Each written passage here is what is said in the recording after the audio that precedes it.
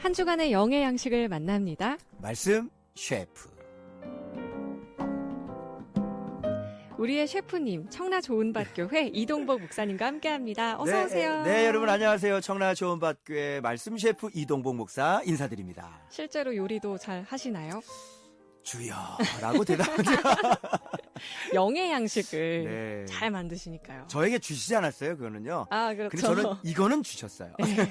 영의 양식. 맞습니다. 오늘도 기대해 주시기 바랍니다. 네. 오늘은 어떤 부분 함께 하나요? 여러분 너무나 잘 알고 있는 주제예요. 네. 가나 혼인잔치. 와, 이거는 정말 우리가 유치부 시절부터 맞습니다. 엄청 물이 변하여 포도주 샜네. 네, 그거죠.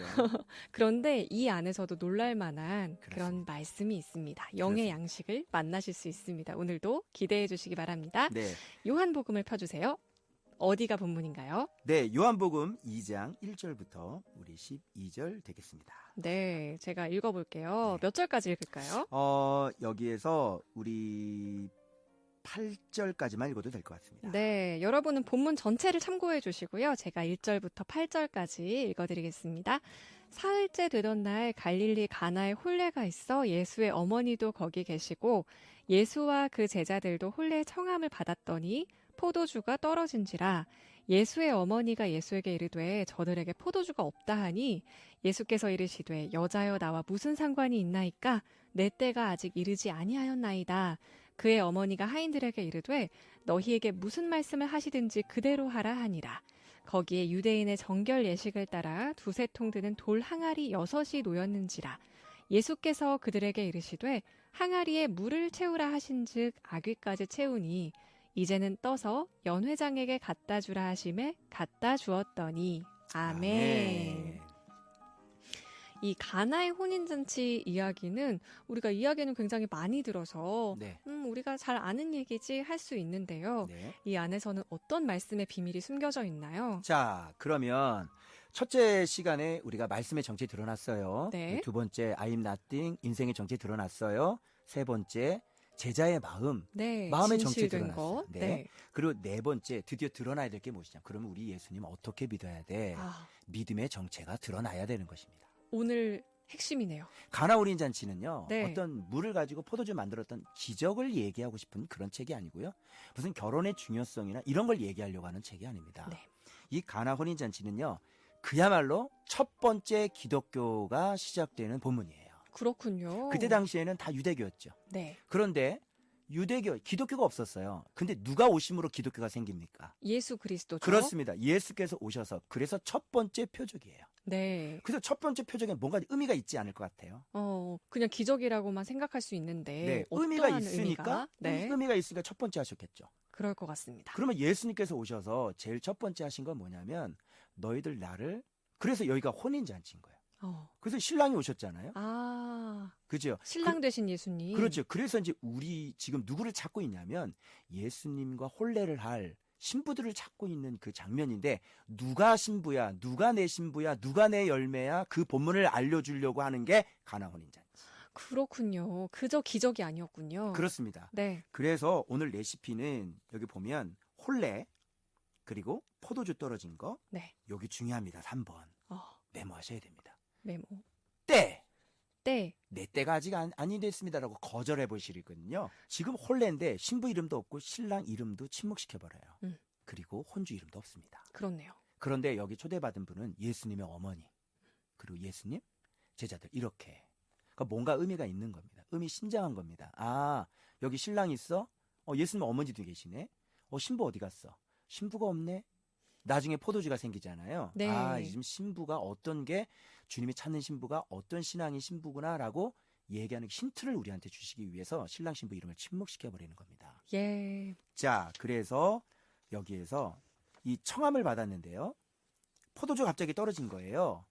그런데 이 문제를 누구한테 얘기를 하냐면 자, 포도주 떨어지면 혼인잔치 포도주 떨어지면 누구한테 가서 얘기해야 돼요. 혼주한테 가서 얘기해야죠. 그죠? 근데 지금 누구한테 얘기를 해요? 예수님의 어머니가 나서셨네요. 예, 예수님한테 포도주 떨어진 걸 얘기하는 거예요. 네. 그죠? 이상하잖아요. 손님한테 포도주 떨어졌다고 얘기하면 어떻게 해요? 그러네요. 갈비탕 떨어지면 결혼식 때? 그죠? 네? 혼주한테 가서 네. 얘기해야 되네. 갈비탕 떨어졌어요. 이렇게. 제가요? 근데 저한테요? 네. 예수님한테 와서 포도주 떨어졌어요. 이렇게 얘기를 하는 거예요. 네. 근데 이때 주님이 아주 의미심장한 얘기를 하는데요. 나와 무슨 상관이 있나이까? 음. 상관이 뭐 포도주하고 이 결혼식하고 난 상관이 없다는 얘기가 아니라 지금 내가 이걸 개입할 때가 아닙니다. 왜냐?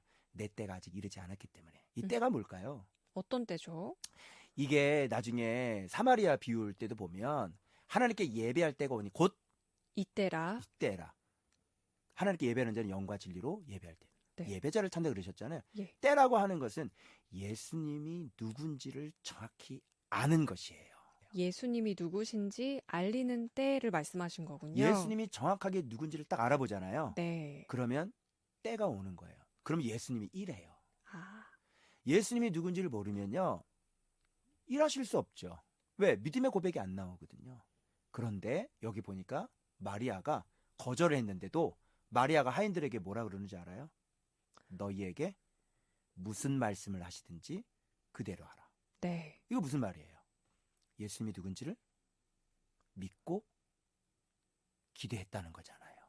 예수님을 믿은 거죠. 그래서 하인에게 거절했는데도 불구하고 너희에게 무슨 말씀을 하시든지 그대로 해. 그대로 하면 이 문제 해결 받을 거야. 이렇게 되는 거죠. 지금 여기서 예수님은 이 마리아의 믿음의 행위를 보시고 움직이기 시작하는 거예요. 아, 그렇군요. 네. 마리아의 믿음의 행위가 있었기 때문에 움직이신 거군요. 그렇습니다. 믿음이라고 하는 건요. 제일 먼저 뭐냐면 예수님이 누군지를 정확히 알아야 되는 거예요. 네. 그래서 요한복음 1장 1절이 중요한 거죠. 그죠? 네. 태초에 계신 말씀. 맞아요. 그래서 이어지는 6절에서도 그 사건이 이어지죠. 네. 그래서 드디어 움직이면서 근데 해필이면 이거를 지금 행하실 때 기적을 행하실 때 뭘 가지고 뭘 이용해서 지금 그 이적을 행하려고 하시는 거죠, 지금요? 돌 항아리 여섯에. 그렇습니다. 네. 항아리입니다. 항아리라고 하는 것은 유대교죠. 음, 유대인 정결 예식. 예. 여기에다가 물을 채우라는 거예요. 그러니까 그때 당시에는 기독교였다, 유대교였다. 유대교요. 유대교였죠. 네. 그럼 이걸 뭘로 바꿔야 돼요, 이제? 기독교로. 기독교로 바꿔야 되죠. 그래서 이제 손 씻고 밥 먹는 이런 건 필요 없어요. 항아리에다가 물을 채우라는 건 말씀을 채우라는 거잖아요. 네. 말씀을 채워서 이제는 말씀만 채워 그랬는데 아기까지 채워버려요. 여기서 끝난 거잖아요. 근데 그렇지 않아요. 예를 들어 우리가 설교 말씀 들었어요. 여기서 끝나버려. 안 그럴 되죠. 때 많죠. 안 되죠. 말씀 들었으면 반드시 어떻게 해야 돼요? 떠서 갖다 주는 네. 실천. 행함이 있어야 돼요. 네. 그게. 그래서 채워 일단. 근데 먼저 알아야지. 제대로 알아서 말씀을 채우고 채웠으면 이제 배웠잖아요. 명령을 들었잖아요. 그러면 떠다 갖다 주는 거예요. 예를 들어 스데반 집사님 아시죠? 네. 사도행전 7장인가 보면요. 스데반 설교가 한 장이 넘어가요. 음, 입에서 우리 선조가 줄줄줄줄줄줄줄 그 속에 뭐가 가득 들어있다는 얘기예요. 네, 말씀이. 가득 들어. 그리고 마지막 돌멩이 맞는데 뭐라고 그래요? 저들의 죄를 저들에게 돌리지 마옵소서. 그게 바로 팔방미인이라고 그래요. 네. 3분의 1가 말씀이 꽉 채워져 있고요. 3분의 1 우리의 삶이 그렇게 아름다운 겁니다. 네. 가장 중요한 부분이 또 남아있는데 우리 찬양 듣고 와서 이야기해 보도록 하겠습니다. 네. 박신학 콰이어가 찬양합니다. 예수님이 말씀하시니.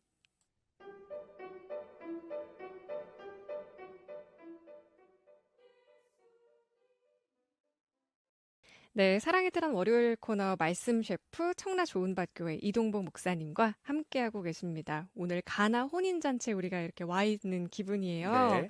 네, 우리가 그 쭉 사건들을 살펴봤는데 마지막 가장 중요한 부분이 남아 있다고요. 네, 그렇습니다. 그래서 이렇게 떠다가 갖다 주니까요. 이 하인들도 참 황당했을 거예요. 그러게요. 자기가 물을 채웠잖아. 알잖아요. 그런데 이거 물을 연회장에다 갖다 주래. 근데 또 그렇게 했네요. 그것도 신기하네요. 아니 근데 이거 솔직히 오늘날로 얘기하면은 저한테 왜 그러시는 거예요? 그러니까. 왜 갑질을 하세요? 막 이렇게 될 수 있는 거거든요. 그래서 이 하인들이 누군지 이름을 아예 침묵시켜 버리고요. 네. 이 하인들은 진짜 갖다 줍니다. 그래서 여기 좋은 포도주가 이렇게 생겨지기 시작하는데 이 좋은 포도주가 뭐냐면 주님이 우리들에게 요구하시는 그 믿음, 우리의 신앙인 거죠. 그런데 여기 좋은 포도주인데 칼로스인데 이 포도주는 어디서 나오죠? 포도 열매에서 나오죠. 열매에서 나오죠. 네. 그 열매를 어떻게 해야 즙이 나옵니까? 쥐어 짜야 나옵니다. 완전 짜야 돼요. 네. 그러니까 우리는 열매만 맺으면 된다고 생각하는데 아니에요. 그 열매가 짓이겨져야 되는 거거든요. 내가 죽어야 하는 거군요. 그렇습니다. 네. 슬기로운 다섯 처녀가 준비한 기름도 열매에서 짓이겨져서 나오는 거예요. 그래서 네. 우리는 이렇게 신앙의 열매를 맺었으면 이제는 하나님을 아는 경외가 있었으면 이웃을 위해서 나 자신을 포기하고 희생할 줄 아는 그 죽음까지 가야 예수님의 그리스도로 옷 입은 신부가 되는 거예요.